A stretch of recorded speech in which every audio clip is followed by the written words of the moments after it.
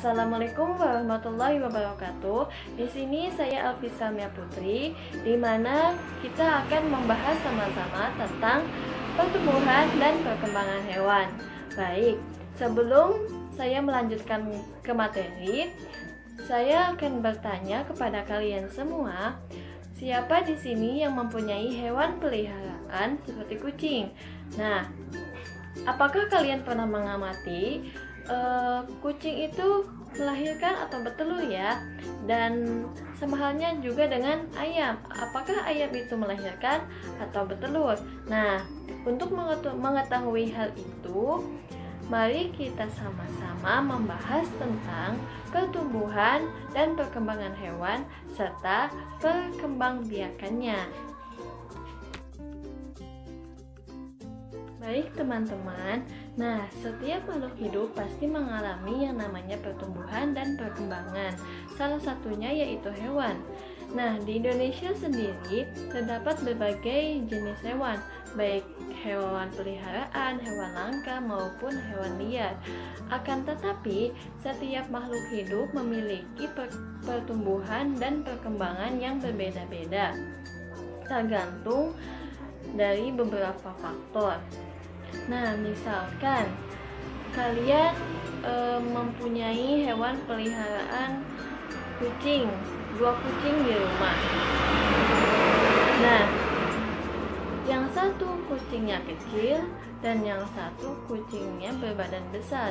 Nah, ini terjadi karena disebabkan oleh faktor-faktor yang mempengaruhinya dalam pertumbuhan dan perkembangan hewan. Nah, adapun faktor yang mempengaruhi pertumbuhan dan perkembangan hewan itu ada 2 ya. Yang pertama yaitu ada faktor internal, yaitu faktor yang terdapat dalam tubuh hewan, meliputi genetik dari induknya dan hormon dalam tubuh hewan. Dan yang kedua yaitu ada faktor eksternal, yaitu faktor yang terdapat di luar tubuh hewan, meliputi makanan dan minuman, aktivitas tubuh, suhu udara, oksigen, dan sinar matahari. Nah, untuk pembahasan selanjutnya yaitu perkembangbiakan hewan. Nah, di sini ada nggak ya yang tahu perbedaan antara perkembangan dan perkembangbiakan? Nah, kalau perkembangan adalah perubahan, kemampuan, kecakapan, keahlian, kematangan organ-organ tubuh hewan. Misalnya, burung ketika baru menetas pasti tidak bisa terbang kan? Nah, seiring berjalannya waktu, maka fisiknya itu akan berkembang dan burung tersebut bisa terbang tanpa adanya gangguan. Kemudian sedangkan perkembangbiakan adalah kemampuan makhluk hidup untuk menghasilkan keturunan. Nah, teman-teman, berikut adalah cara bagaimana hewan berkembang biak. Yang pertama itu ada bertelur atau dikenal dengan istilah ovipar. Contohnya, ayam, ikan, kupu-kupu, nyamuk, katak, penyu, dan lain-lain. Yang kedua, ada melahirkan atau dikenal dengan istilah vivipar. Contohnya, kucing, kuda, sapi, kerbau, dan lain-lain. Dan yang ketiga yaitu ada bertelur dan melahirkan atau dikenal dengan istilah ovovivipar.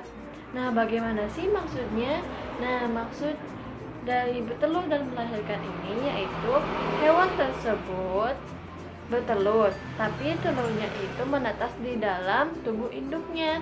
Lalu, induk tersebut mengeluarkan anaknya dengan cara melahirkan, seperti itu. Contohnya, buaya, ular kobra, dan lain-lain.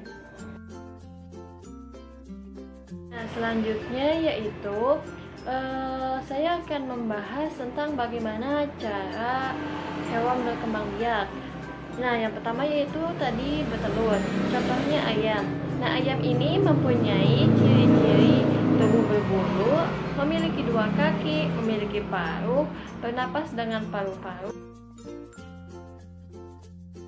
Hewan yang berkembang biak dengan cara bertelur lainnya yaitu ikan yang mempunyai ciri-ciri bernapas dengan insang, bergerak dengan cara berenang atau menggunakan sirip, dan berkembang biak dengan cara bertelur. Kemudian, fase pertumbuhan hidup ikan itu dimulai dari telur atau biasa disebut dengan istilah larva, kemudian tumbuh menjadi ikan kecil dan berkembang menjadi ikan dewasa. Selanjutnya, hewan yang berkembang biak dengan bertelur yaitu katak.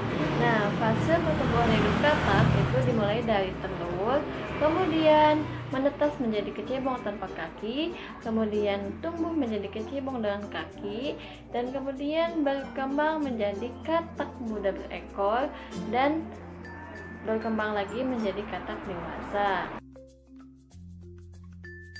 Selanjutnya yaitu hewan yang berkembang biak dengan cara melahirkan, yaitu kucing.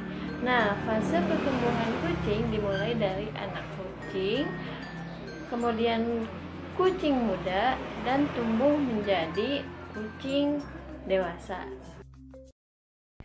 Dan kemudian strategi yang bisa digunakan untuk pembelajaran IPA ini bisa menggunakan strategi kooperatif dengan cara 1. Membagi kelompok anak, 2. Lalu berikanlah kertas manila, dan tugasnya itu siswa disuruh membuat sebuah gambar tentang pertumbuhan dan perkembangan yang sudah dijelaskan dalam video sebelumnya.